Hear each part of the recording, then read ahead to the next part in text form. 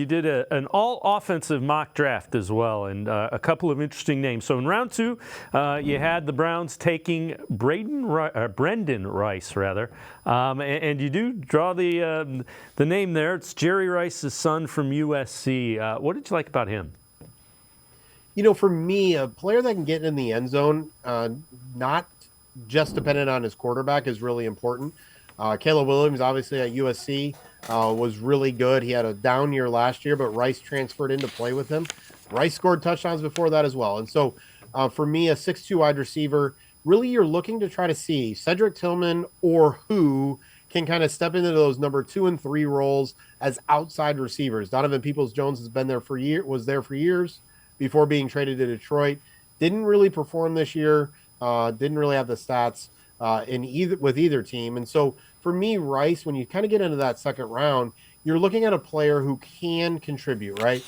I'm not looking for that high upside, hopefully could, really big, really fast, but can't catch the ball. Rice is a tactician. I think he's a better version of a Rashard Higgins and, some of those style of players where he may not have the 1,200, 1,400 yard seasons, but he's going to get you that 8, 9, 1,000 yards. He's going to get you those 7, 8 touchdowns. And right now, given what the Browns need, that's someone who I think is a good decision there in the second round. Maybe not the best one. I would rather go with defensive end, but I went all offense on purpose just to kind of see what it would look like.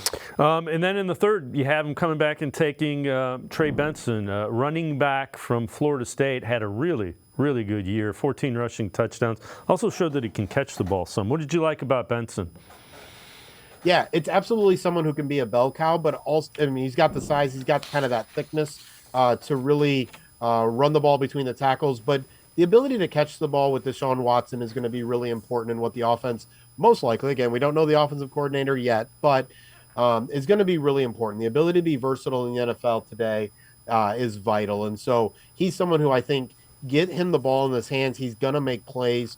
Later in that mock, we actually brought in Frank Gore Jr. as well. And so adding some legacy pieces. But at the running back position, I still think, even though Watson said we're going to throw the ball a lot, I think it's important you have someone that is a threat and can catch the ball out of the backfield. And I think Benson is that guy.